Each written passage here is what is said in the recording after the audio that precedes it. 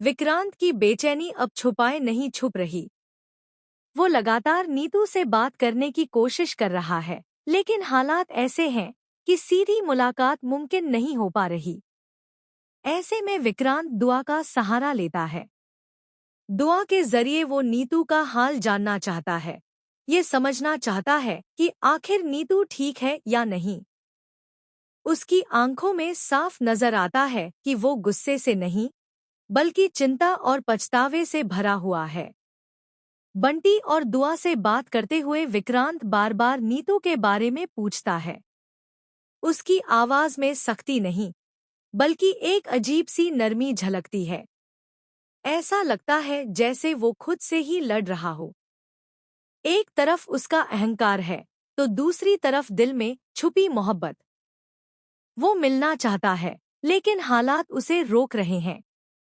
हर सवाल के पीछे सिर्फ एक डर छुपा है, कहीं नीतू उससे हमेशा के लिए दूर न हो जाए। लेकिन कहानी में असली मोड़ तब आता है जब मन्नत वहां पहुंचती है। जैसे ही मन्नत की नजर विक्रांत पर पड़ती है, विक्रांत के तेवर अचानक बदल जाते हैं। जो शख्स कुछ पल पहले बेहद भावुक था, वही अचानक पुराना सख्त और अड़ियल इंसान बन जाता है। वो दुआ और बंटी पर बरसने लगता है, उन्हें डांटता है, जैसे वही उसकी परेशानी की वजह हो। सवाल ये है कि क्या ये सच में उसका असली रूप है, या फिर ये सब एक नाटक है। दरअसल ऐसा लगता है कि विक्रांत जानबूझकर अपने जज्बात छुपा रहा है। वो नहीं चाहता कि मन्नत उसके दिल की सच्चाई समझ पाए। शायद उसे डर है कि अगर उसकी कमजोरी सामने आ गई, तो वो खुद को संभाल नहीं पाएगा। इसलिए वो गुस्से का मुखौटा पहन लेता है। दुआ से जो बात वो धीरे से करना चाहता था, वही बात मन्नत के सामने वो पूरी तरह पलट देता है। अब सबसे बड़ा सवाल यही है, आखिर विक्रांत ये नाटक क्यों कर रहा है?